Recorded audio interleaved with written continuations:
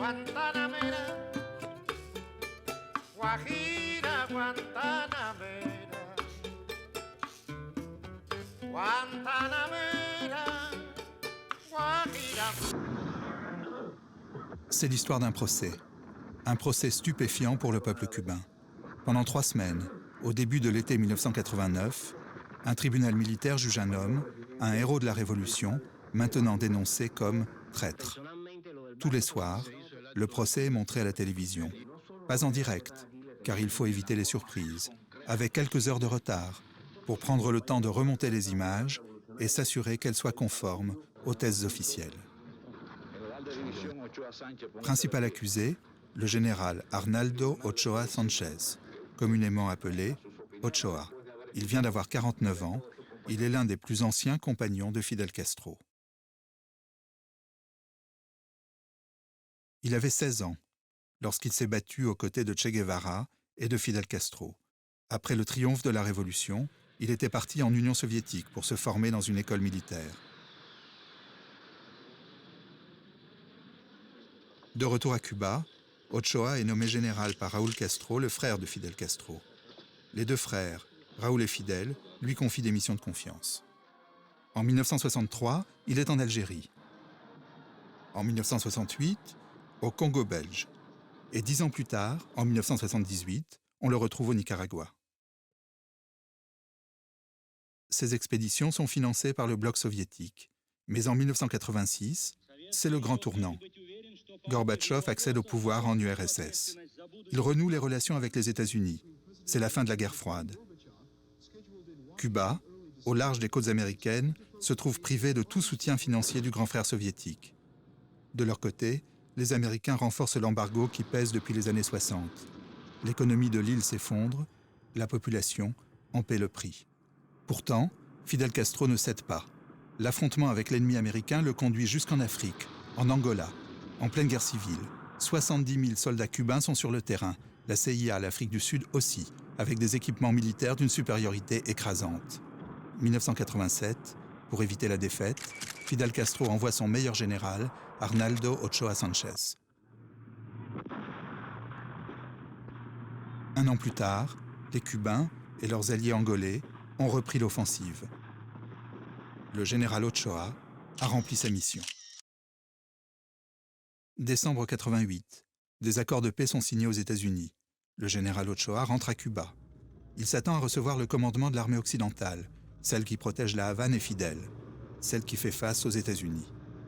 Mais le 14 juin, Gramma, le journal du Parti communiste, annonce l'arrestation du général Ochoa pour détournement de fonds et corruption. Dans l'île, les rumeurs courent. Ochoa, le héros, serait-il devenu un voleur ? 2 jours plus tard, le 16 juin au soir, les programmes habituels sont brusquement interrompus à la télévision. À l'antenne, un tribunal militaire extraordinaire qui va juger le général Ochoa. Le président de la Cour, Ulises del Toro, va mener les interrogatoires. Sur une chaise, le général Ochoa. Derrière lui, pour le juger, un parterre de 47 généraux qui représentent les différents corps d'armée. Ces généraux vont avoir à juger un homme jusqu'ici tenu à l'écart des apparitions publiques à Cuba, mais qui a su gagner le respect des dizaines de milliers de jeunes soldats qui ont servi sous ses ordres. Mais pourquoi Ochoa inquiète-t-il tant Fidel Castro ? Pourquoi Fidel Castro a-t-il entrepris de montrer à la télévision cet étrange spectacle judiciaire ? C'est Raúl Castro, le frère de Fidel, ministre des Armées, qui ouvre la séance.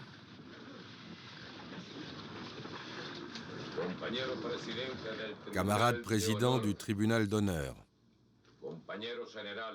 camarades généraux,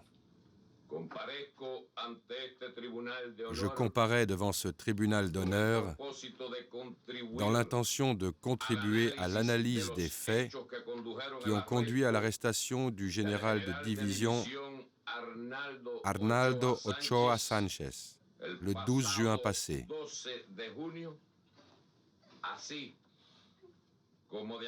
Ainsi que des faits, dans certains cas bien plus graves, qui ont été révélés par la suite et dont nous estimons indispensable que vous teniez compte afin d'être en mesure de parvenir à un consensus et de formuler les recommandations adéquates. Les premiers témoins sont des officiers, tous sous les ordres d'Ochoa, en Angola.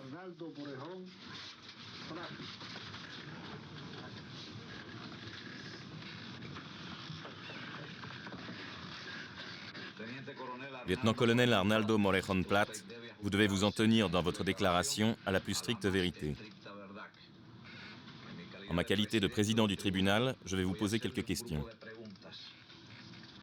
Dans quel objectif et selon quelles instructions avez-vous établi des contacts avec des étrangers de pays capitalistes?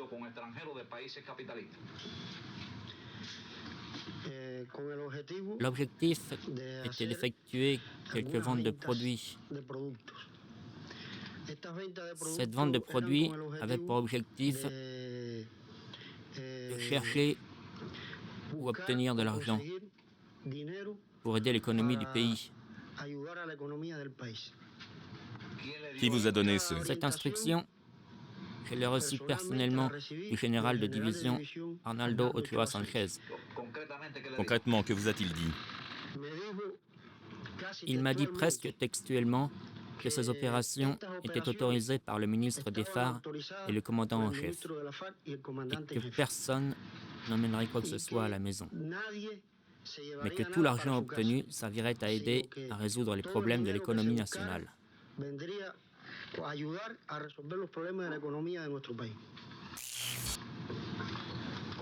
Avec quels étrangers, de quelle nationalité avez-vous eu des contacts? Avec des Français dans la zone de Punta Negra, avec des Angolais qui se consacraient au commerce de l'ivoire, et avec des Suédois.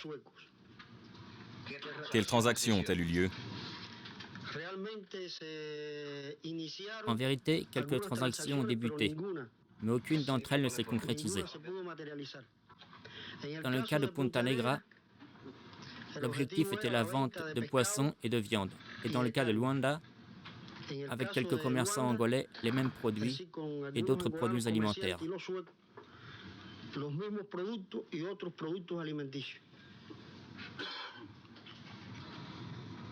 Huissier, faites sortir le témoin et appelez le suivant.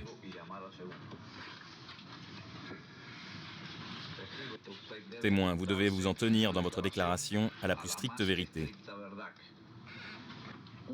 Quand avez-vous commencé à travailler dans le groupe spécial des devises et pris connaissance de son fonctionnement? C'était au mois de mars 1988. C'est à ce moment-là que j'ai pris connaissance de son fonctionnement et que j'ai commencé à travailler dans le groupe.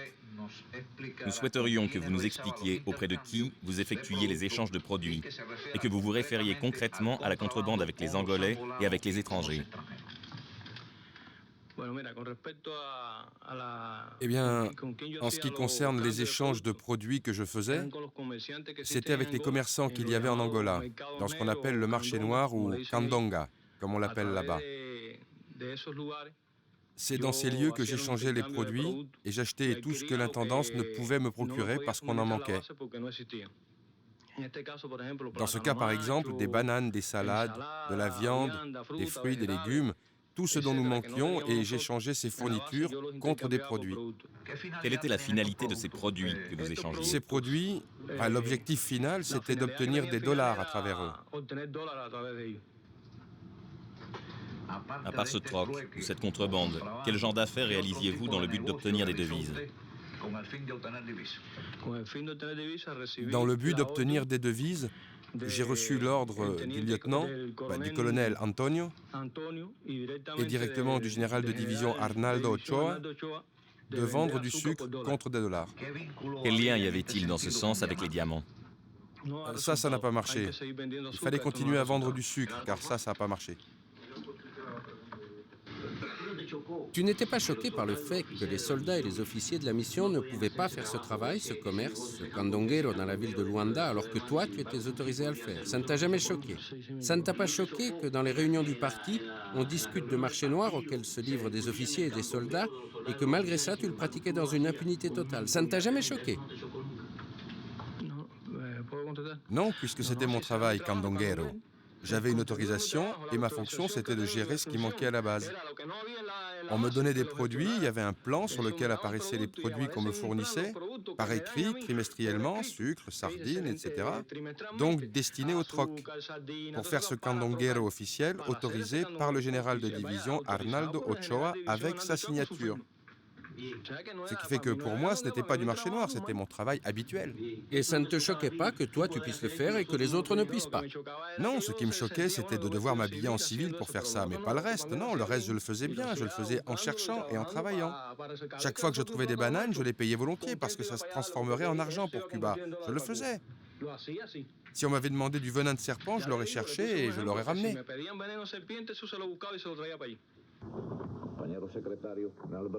Les témoignages sur la chasse au dollar pour financer la guerre se succèdent. Cela n'étonne guère les téléspectateurs cubains. Eux aussi font du marché noir pour survivre. Sans l'aide des Russes, la vie quotidienne est un cauchemar. Et faire la guerre est une folie. La guerre d'Angola a été très impopulaire. Elle a mobilisé 70 000 hommes et causé 2000 morts. Sur le champ de bataille, le général Ochoa n'obéissait plus aux ordres de Fidel Castro, trop éloigné du théâtre des opérations. Quelques jours après l'ouverture du procès, la télévision annonce soudain que le général Ochoa se livrait au trafic de drogue.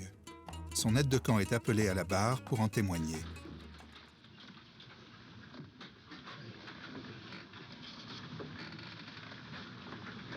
Capitaine Martínez Valdés, vous comparaissez en qualité de témoin. Pour une meilleure compréhension des faits portés à notre connaissance, vous devez vous conformer, lors de vos déclarations, à la plus stricte vérité. Nous voulons que vous exprimiez vos réponses de la façon la plus concrète possible.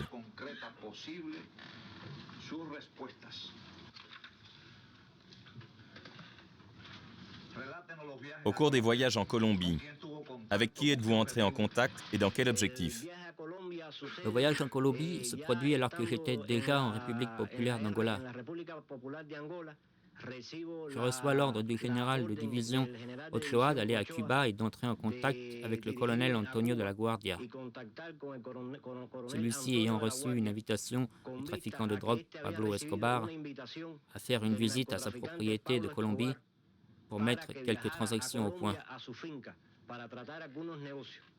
Le général de division Ochoa m'envoie en qualité de représentant à cette réunion du colonel Antonio de la Guardia.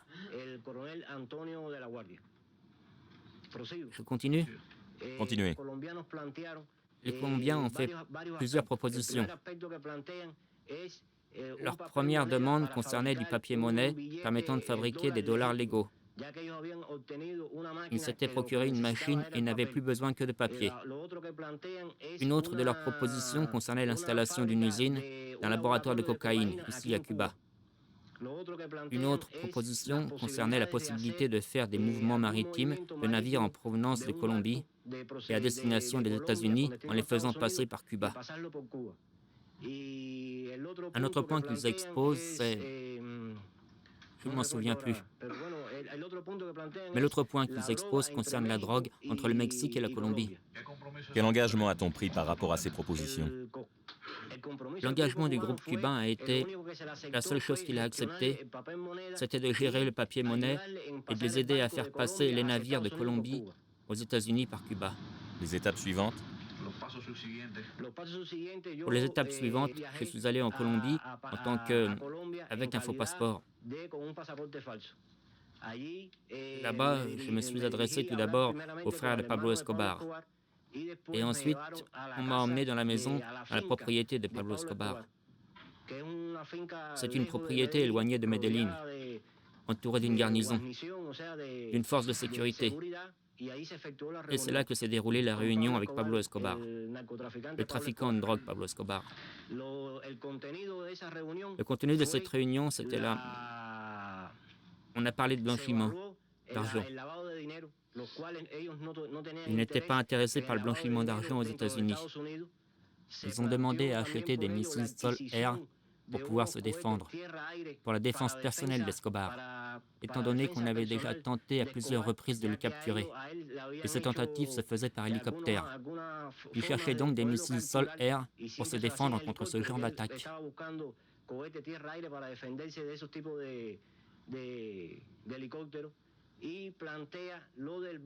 Il a également exposé le problème du navire qui s'appelait Jennifer. Et on a parlé de problèmes de politique générale. Par la suite, il a été décidé de régler l'affaire du navire, le fameux Jennifer, bâton pavillon panaméen. De là, je reviens à Cuba et j'attends le signal de départ du navire. Et ce signal de départ du navire était un appel téléphonique. L'appel n'a jamais eu lieu. On nous a expliqué que le bateau n'était pas parti pour cause d'avarie. On évoque donc la possibilité que, au lieu de se faire par bateau, ce soit par voie aérienne. On discute la possibilité de la voie aérienne dans la mesure où nous avions toujours exigé que ce soit par bateau ou par avion, et que le jet de la marchandise ait lieu hors des eaux territoriales cubaines. Nous avons demandé à ce que ça se fasse au sud-ouest de Callosal. Ils devaient rappeler pour prévenir du départ de l'avion, mais cet appel n'a jamais eu lieu parce qu'apparemment, ils n'étaient pas d'accord pour effectuer le largage de la marchandise à Callosal.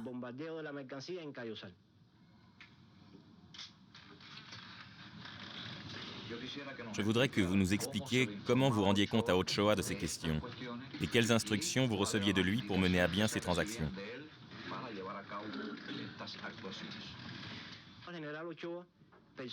L'affaire du bateau, je l'ai rapportée personnellement au général Ochoa dans sa maison.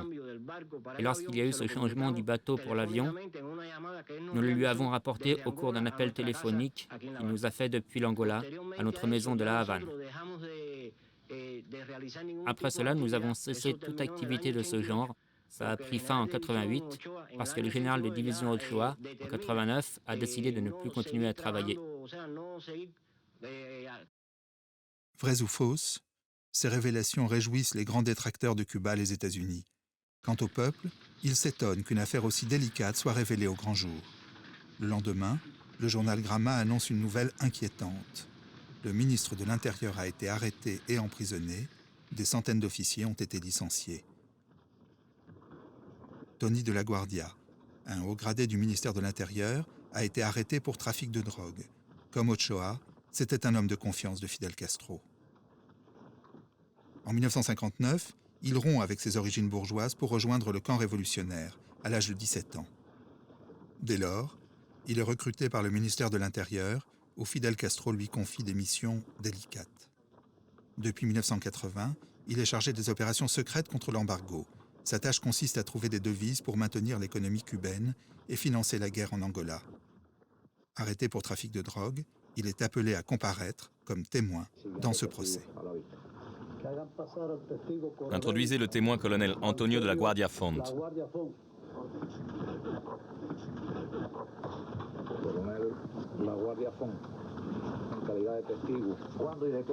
Quand et de quelle façon vous et Ochoa parlez-vous de ce problème? En Angola, en 88. Oui. Le général Ochoa m'a... En parlant des besoins économiques du pays, surgit alors le thème de la drogue, qui pourrait rapporter de grosses sommes d'argent, ce qui pourrait aider le pays. Il m'expose alors la possibilité d'obtenir 2 à 3 000 millions en l'espace de 6 ou 7 mois. Moi, bien sûr, le niveau opérationnel qui était le mien ne permettait pas de gérer une telle quantité d'argent. Il fallait traiter avec d'autres contacts. Camarades de la Cour, je vous demande d'autoriser les camarades du ministère de l'Intérieur, qui se sont occupés du cas du colonel, à pénétrer dans la salle et à poursuivre l'interrogatoire du camarade colonel Antonio de la Guardia Font.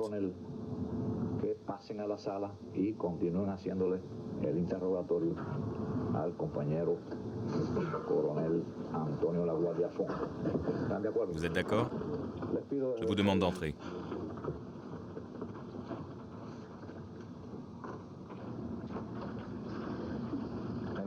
Lieutenant-colonel Alvarez Lugo, c'est à vous. Détenu, Qui a dirigé les opérations de trafic de stupéfiants dans le département? Dans ce département, c'était moi. Non, je demande qui dirigeait. Non, moi, en réalité, celui qui autorisait l'opération, c'était moi.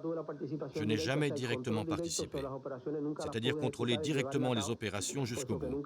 Je n'ai jamais pu le faire étant donné que je ne suis jamais entré en relation avec les trafiquants. C'est-à-dire que pour pouvoir réellement diriger tout ça, il aurait fallu que j'y sois, que j'entre en contact direct pour savoir de quelle quantité on parlait, comment on allait s'y prendre, où ça allait se faire, quel serait le gain réel, tout ça. Je l'apprenais toujours par l'intermédiaire de l'officier, le chef. Ils étaient deux chefs à diriger les opérations. L'un était Elmer et l'autre Amado Padrón. Ce sont eux qui m'informaient de l'opération qu'ils allaient faire et de son objectif. Ensuite, ils l'exécutaient. Vous voulez dire que c'était leur faute? Non, non, c'était bien ma faute. J'assume la responsabilité d'être le chef et de ne pas avoir, si je le faisais, de ne pas l'avoir contrôlé. Je ne l'ai pas contrôlé et j'en porte la responsabilité totale. Précisez-nous la façon dont les installations maritimes étaient utilisées. Comment faisiez-vous pour utiliser les installations maritimes ou navales pour assurer tout ce processus? Ce n'était pas... Les vedettes entraient à Baradero.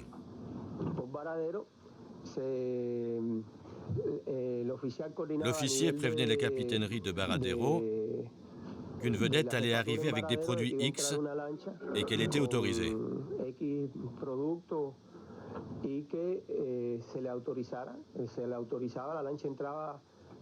La vedette arrivait à 7 ou 8 heures ou vers 9 heures du soir. Le garde-frontière gardait la vedette et l'officier emmenait son contact, l'emmenait dans une maison.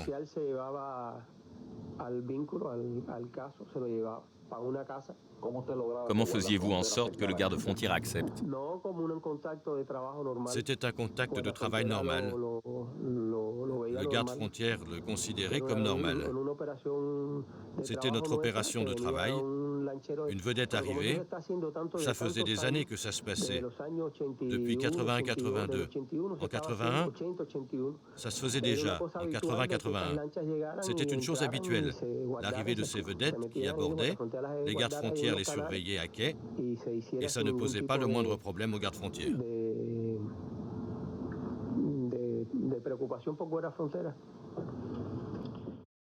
Habitué à la clandestinité, Tony de la Guardia a du mal à s'expliquer en public.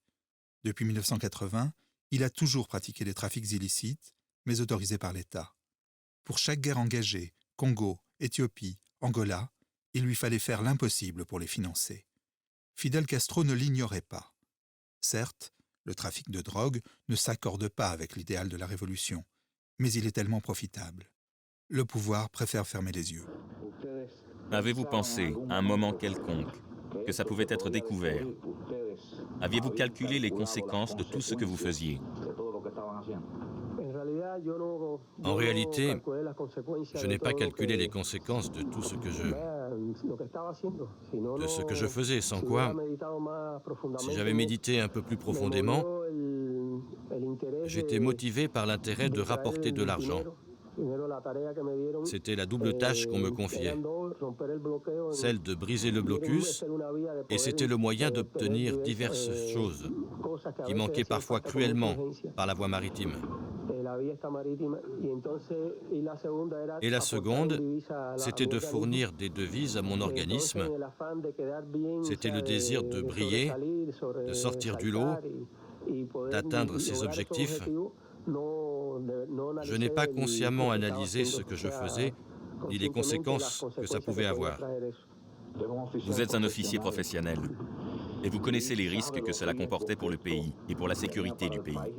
À aucun moment vous n'avez analysé les conséquences.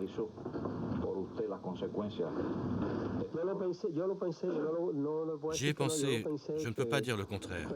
J'y ai pensé, mais je n'ai pas... D'abord, je n'aurais jamais dû faire cela.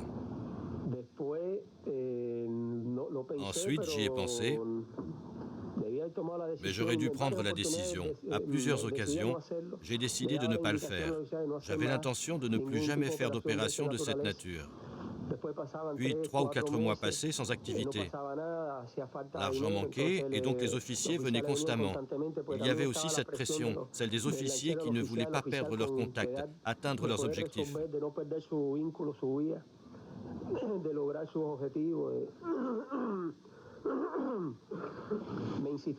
Il exigeait et j'autorisais l'opération. Lorsque vous passez au département, vous allez dans une intention bien définie par votre chef. Oui, en effet. Bien définie. Et vous savez donc par vos officiers quels sont les contacts pour pénétrer le milieu du trafic de stupéfiants. Non, Lorsqu'on me détache des commandos pour m'envoyer ici, on me donne pour tâche de créer une structure dans l'optique de briser le blocus. Ça, nous le savons déjà. Lorsque je passe au renseignement, au service des devises étrangères, les officiers commencent à me demander avec insistance d'effectuer une opération. Ces officiers sont sous vos ordres. Ils sont sous mes À ordres. aucun moment, vous n'avez porté la chose à la connaissance de vos supérieurs. Jamais, je ne l'ai jamais fait. Et pourquoi pas? Je ne l'ai pas fait parce Pourquoi? que Vous n'étiez pas conscient qu'il s'agissait là d'une erreur grave, de tout ce que cela impliquait? si j'étais parfaitement conscient que c'était une erreur grave, et ce que ça impliquait. Vous dites que vous avez analysé à plusieurs reprises, d'après vos déclarations au président de la Cour, que c'était déloyal envers le ministre de l'Intérieur. Oui, Et vous le saviez? oui, Et vous avez poursuivi les opérations? oui. Il semble que vos subordonnés exerçaient sur vous une grande influence. Vous ne les contrôliez pas bien. Je ne les contrôlais pas bien. Et pas quoi? À cause du volume de travail que j'avais au département, je n'avais pas de moyens de contrôle réels. Je suis d'accord avec le contre-amiral quant au fait que vous, de par vos responsabilités et votre expérience, deviez être bien informé et planifier avec soin toutes ces opérations. On ne peut pas admettre aussi simplement une telle attitude, si grave de votre part, qu'elle ait pu passer comme ça, comme vous essayez de nous le faire croire. Je ne pense pas que ça ait pu se passer comme ça. Je souhaiterais que vous puissiez interroger les officiers et constater le degré de contrôle que je possédais sur les opérations. Je ne crois pas que vous voyez bien quel était le contrôle que j'exerçais sur les opérations, quelle était ma participation. Vous êtes donc conscient d'avoir commis une haute trahison? Oui, j'en suis conscient. Vous en êtes conscient? Oui, j'en suis conscient. En mettant à jour les trafics officiels du département dirigé par Tony de la Guardia et en montrant les liens de ce dernier avec Ochoa, les militaires suggèrent la culpabilité du général dans ce trafic sans avoir à produire de preuves. Le général Ochoa est coupable, un point c'est tout. Après un entretien dans les coulisses, on donne la parole au général.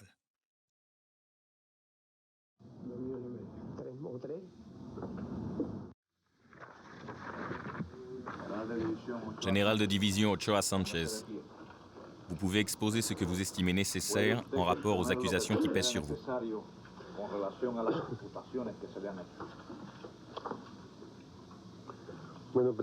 Bien, Monsieur le Président. Avant de parler des accusations qui pèsent sur moi, je me sens le devoir élémentaire, parce que ce fut ma préoccupation centrale tout au long de ces journées,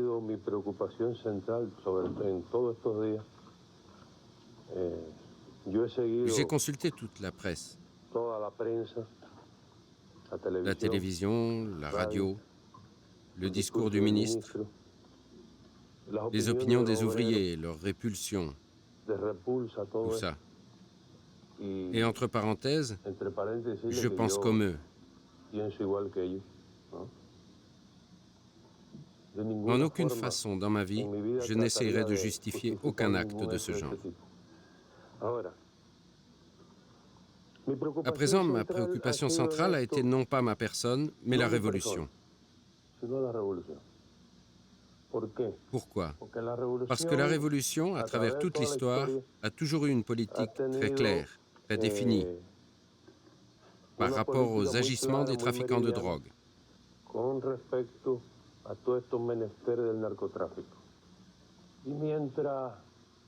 Et alors que le parti affirmait qu'il n'avait rien à voir avec ça,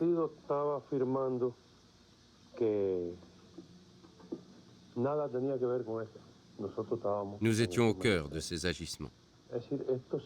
C'est-à-dire que tout ceci, sans aucun doute, pouvait créer ou a bel et bien suscité chez l'ennemi de grands doutes sur la véracité des affirmations de la Révolution. Et tout spécialement le commandant en chef, qui a toujours eu une ligne politique très claire à ce propos. Je souhaite, devant cette cour, bien que je pense que vous le sachiez, affirmer que ni le commandant en chef, ni le ministre, ni le parti, ni le gouvernement, ni personne dans l'armée n'a jamais rien eu à voir avec tout ça, que tout a été fait sur mon instigation. Et je souhaite avant tout assumer cette responsabilité, étant donné que je crois que c'est une responsabilité des plus graves, vu le contexte national et international qui l'entoure.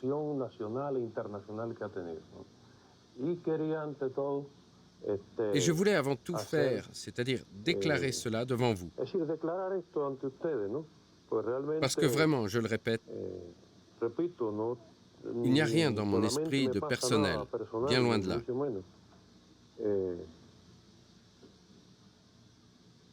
L'indignation du peuple, entre parenthèses, je pense qu'il n'existe pas de plus grande condamnation que celle du peuple.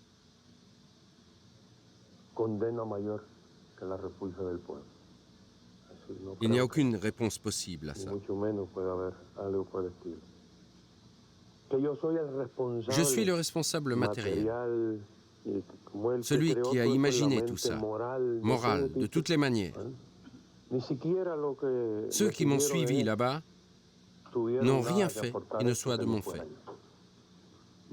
Je ne veux pas ici commencer à expliquer le moins du monde quels furent mes mobiles, ce qui m'a fait agir. Je ne crois pas que ça ait la moindre importance.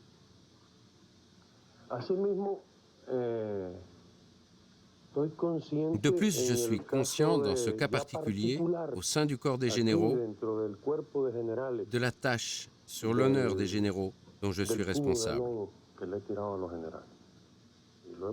J'ai pensé à l'indignité de tout ça.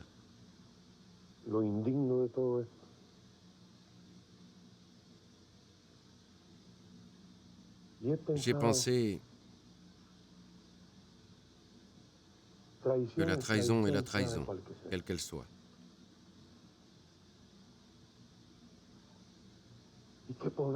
Et que vont dire bien des gens de nos généraux?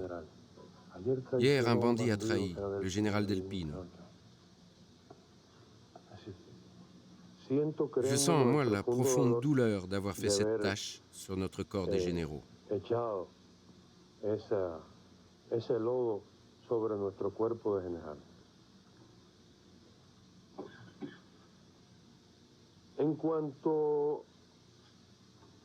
En ce qui concerne les accusations qui me sont faites, je veux ajouter que non seulement ce qu'on a pu lire là-bas, mais aussi tout ce qui est paru dans la presse, à la télévision, tout ce qui a été dit, est exactement conforme à la vérité.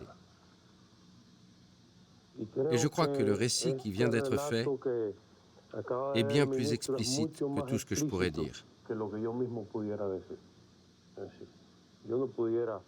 Je ne pourrais pas faire la chronologie des faits telle qu'elle est faite dans ce document. Et donc, à présent, je voudrais dire autre chose.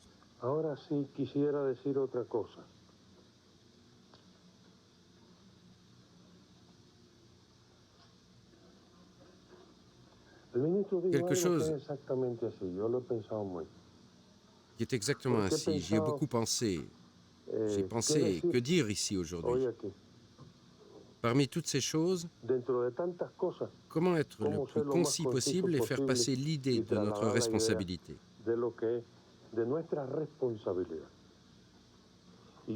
Et je vous dirais que ce n'est pas facile.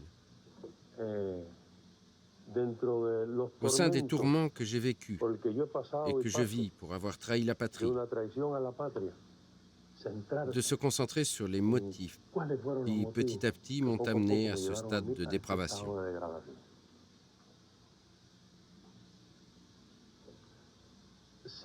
Je crois qu'on commence par quelque chose, on commence par un détail.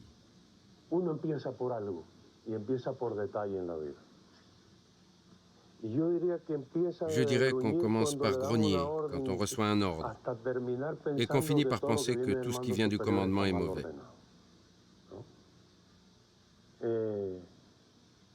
Et sur ce chemin, on devient de penseurs indépendants, on finit par croire qu'on détient la vérité.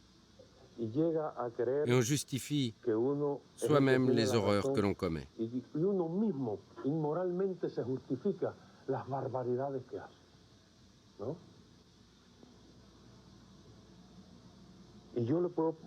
Je peux vous donner un exemple.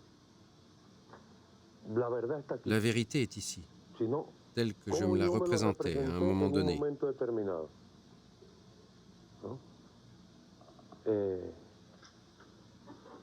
Oui, j'ai fini en Angola, chose à laquelle j'étais habitué. J'ai apporté un peu d'argent. Je vais l'employer dans l'armée occidentale. Disons que ce n'est pas si méchant, je vais l'employer dans l'armée occidentale. Là-bas, il manque 100 choses, c'est-à-dire n'importe quelle immoralité peut être justifiée par celui qui la commet. Parce que quand on arrive à un moment de ce genre, on ne sait plus soi-même ce qu'on fait. On perd la tête. On perd la tête. Et je le répète, il y a certaines choses, ce n'est pas qu'elles soient injustifiables, mais on ne peut pas se les expliquer soi-même. On ne peut pas se les expliquer soi-même.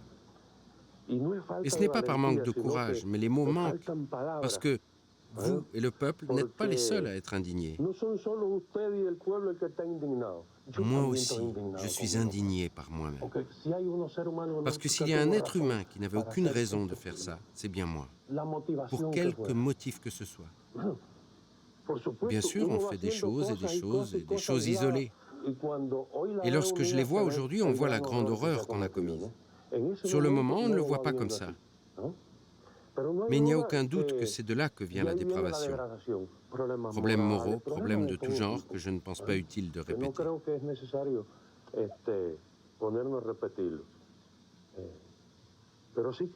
Mais je veux dire aux camarades que je crois que j'ai trahi la patrie.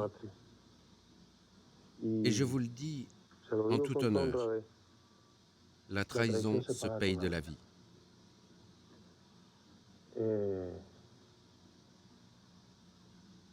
Je me suis corrompu, hélas. Alors que jamais dans ma vie, je n'ai manqué d'aide. Mais cette aide vient de ce que savent les camarades, pas de ce que les camarades ignorent. Je ne crois pas qu'il y ait meilleure aide que celle dont je n'ai jamais voulu. L'auto-analyse. Lorsqu'on s'auto-analyse pour savoir si on est d'accord avec sa propre conduite ou non. Je pense qu'il y a des individus plus enclins à ce genre de choses de par leur caractère, et j'en fais partie. D'autres sont plus disciplinés, car en plus de l'être, c'est leur pratique, et ils sont moins enclins à ça.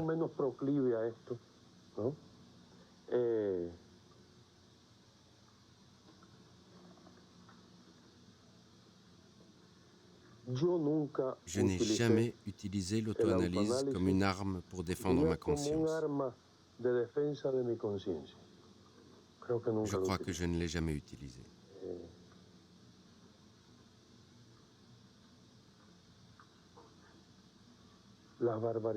Les horreurs de tout ce qui s'est passé sont exposées. Les camarades vont se prononcer.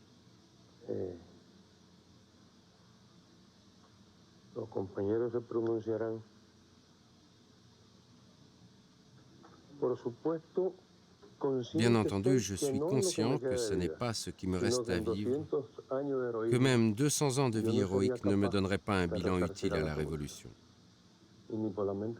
Une telle vanité ne me vient pas à l'esprit. Celui qui parle ici, aujourd'hui, après tout ce qui s'est passé, n'ayez pas le moindre doute que c'est un révolutionnaire bien plus véritable que celui d'il y a 20 ans. N'ayez aucun doute. Modestement, autant que faire se peut, en accord avec la décision qui sera prise dans mon cas, je suis convaincu que je continuerai d'être révolutionnaire et propre. Je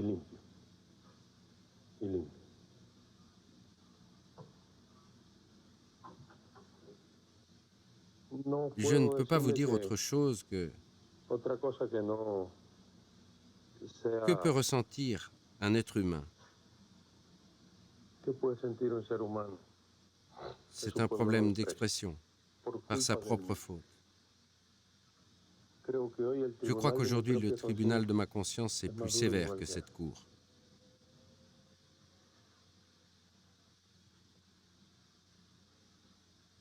Je n'ai pas pu conclure à propos de l'aide.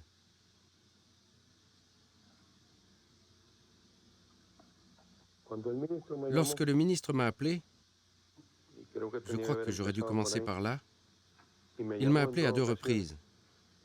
Je dois dire que je lui ai menti. Et qu'en plus, je n'ai pas eu le courage d'affronter, non pas le ministre, mais les choses que je devais lui dire.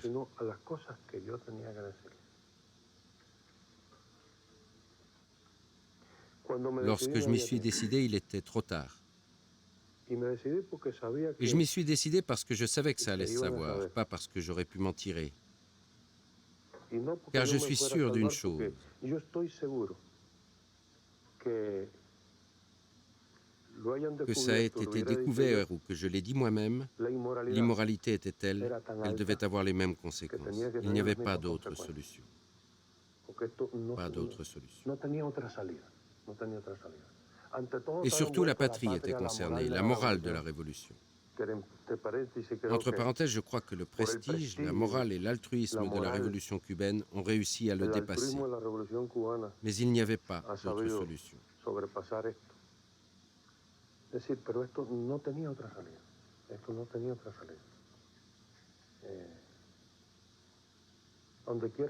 Même si je veux réparer pour le temps qui me reste à vivre, j'assumerai cette attitude et cette responsabilité. Et même si vous ne le croyez pas, aujourd'hui, en ce jour, je commence à être un autre homme. Je renonce à moi, de moi-même.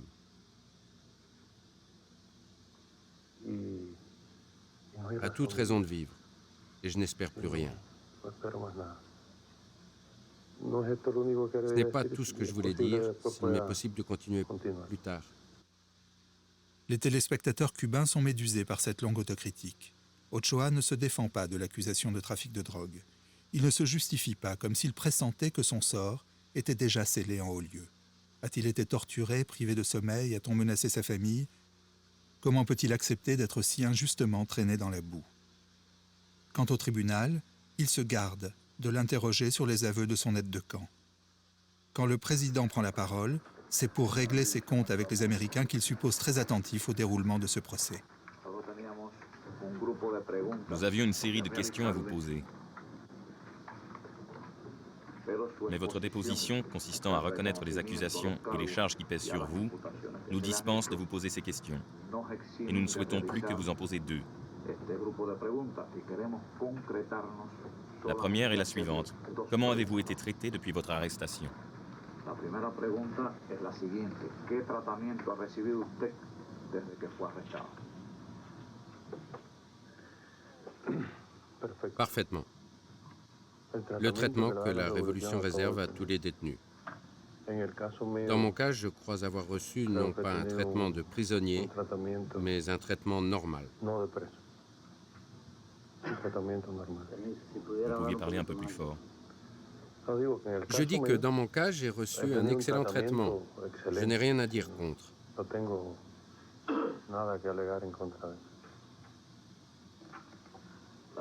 La seconde question.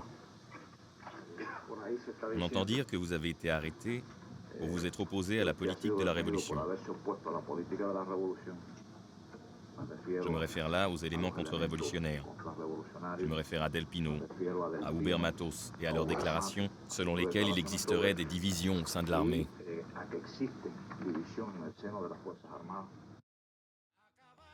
Cette question fait allusion aux rumeurs qui courent depuis le début du procès. Le général Ochoa, formé dans les écoles soviétiques, aurait conservé d'excellentes relations avec les Russes. Favorable à une perestroïka à la cubaine, il représenterait l'aile réformatrice de l'armée. Les exilés cubains de Miami parlent même de coup d'État.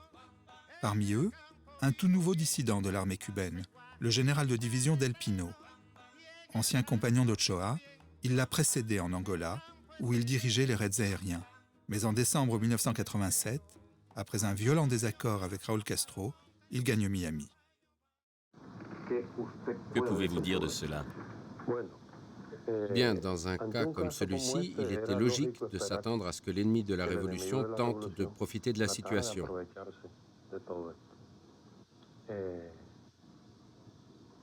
Il n'y a rien à dire à ce propos. Je n'ai jamais lutté contre la révolution, ni n'ai jamais rien eu contre elle. Bien au contraire.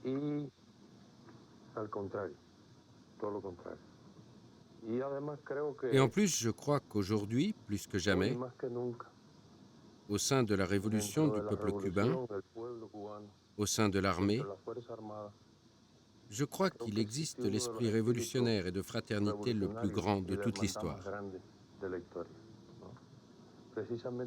Et je crois que c'est justement une des raisons de la commotion que tout ceci a créée. Car il n'y avait aucune raison que ceci se produise, et encore moins pour des raisons politiques. Je crois qu'il fallait s'attendre à ce que l'ennemi essaye de se servir de tout ça. Mais rien n'est plus éloigné de la réalité que de voir dans tout ça des motivations politiques ou des divergences politiques entre nous. Je crois que c'est parfaitement clair.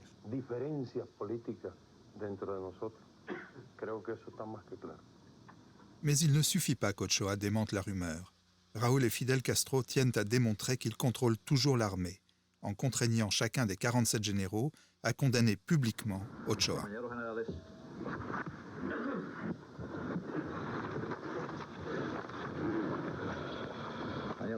Honorables membres de la Cour,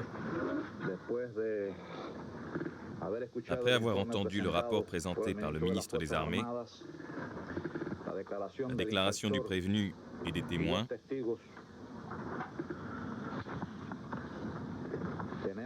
nous possédons les éléments nécessaires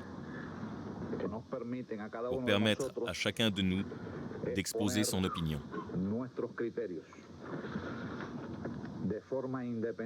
En toute indépendance, nous souhaitons que cette intervention de chacun des membres de la Cour soit brève et concrète, soulignant deux questions principales. Votre opinion quant à la culpabilité du général de division Ochoa Sanchez face aux graves accusations qui pèsent sur lui et les recommandations que vous estimez devoir prendre en compte pour que nous formulions nos propositions au ministre des Armées révolutionnaires.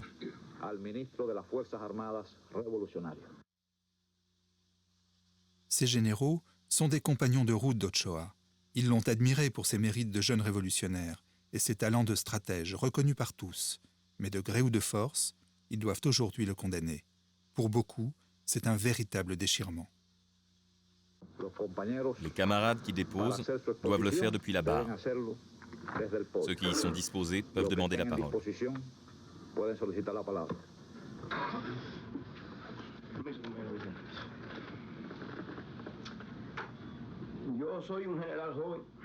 Je suis un jeune général.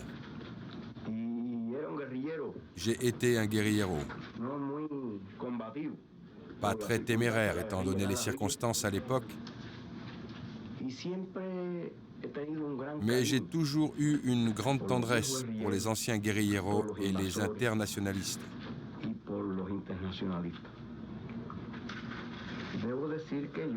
Je dois dire que j'éprouvais une grande admiration pour le camarade général de division.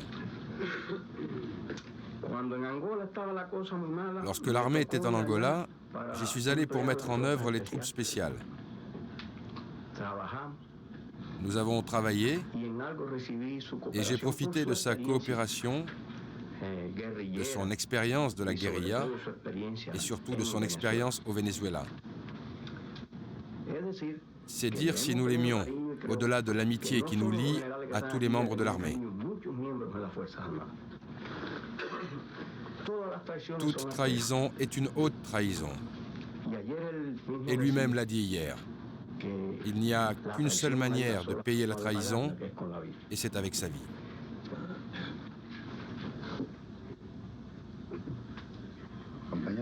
Camarade président, ce n'est pas facile pour nous,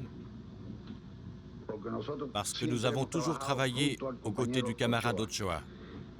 Et nous le voyons comme le fils aîné, l'homme providentiel, celui qui accomplissait toutes les tâches que nous fixait le commandant en chef.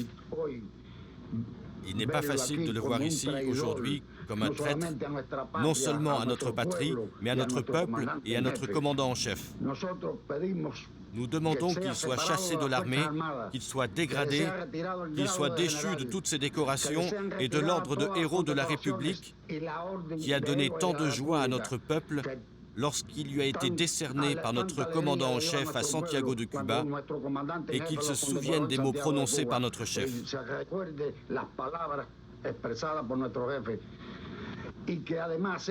Et qu'en plus, il soit condamné par la cour martiale et que lui soit appliquée la peine suprême, le peloton d'exécution.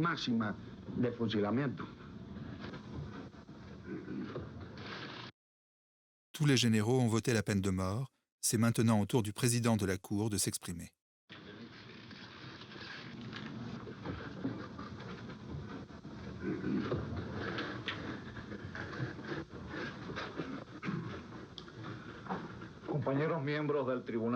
Camarades membres du tribunal d'honneur, au cours de ces 2 journées, il a été prouvé en premier lieu, par son propre témoignage, la trahison du général de division Ochoa Sanchez. Je ne vais pas exposer la grande indignation que je ressens ces jours-ci face à cette trahison.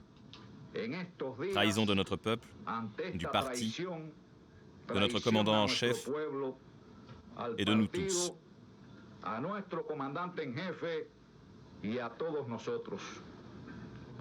Pour autant, je ratifie et je m'ajoute aux déclarations que vous avez tous faites. Et je sollicite qu'il soit déféré devant une cour martiale, jugé pour haute trahison de la patrie et condamné à la peine capitale.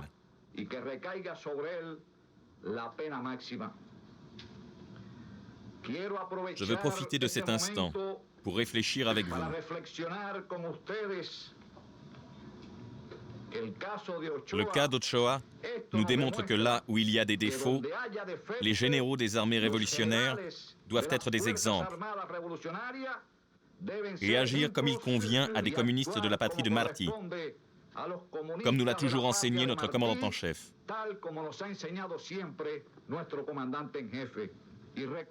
Et rappelons-nous que le seul argent ou moyen matériel nécessaire aux généraux de l'armée, c'est celui que nous donne notre peuple à partir de son travail et de sa sueur pour organiser la défense de la patrie.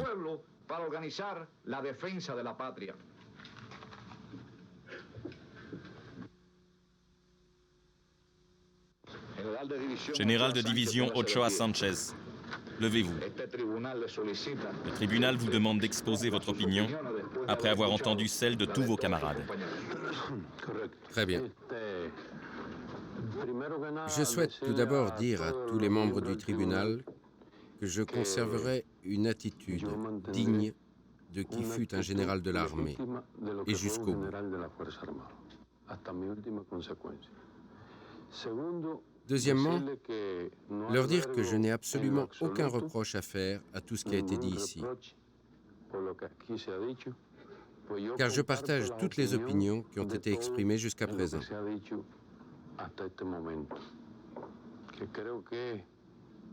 Je crois qu'on a fait une estimation juste et équilibrée de la réalité.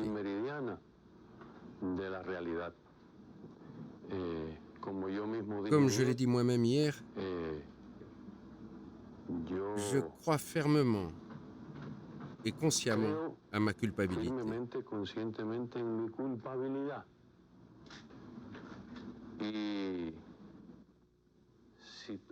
Et si je peux encore servir, ne serait-ce que de mauvais exemple, la Révolution peut disposer de moi.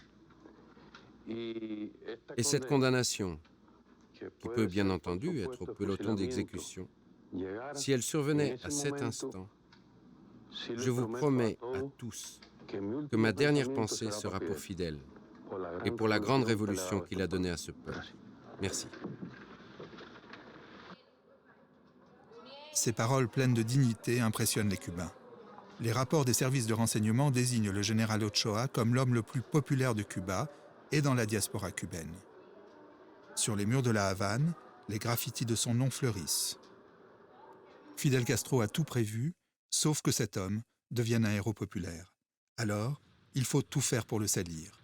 Castro prépare déjà la suite du feuilleton avec un nouveau décor. Dans le grand amphithéâtre de l'armée siégera un nouveau tribunal. Ochoa ne sera plus le seul accusé. Avec lui, Tony de la Guardia et les 11 officiers qui étaient sous ses ordres.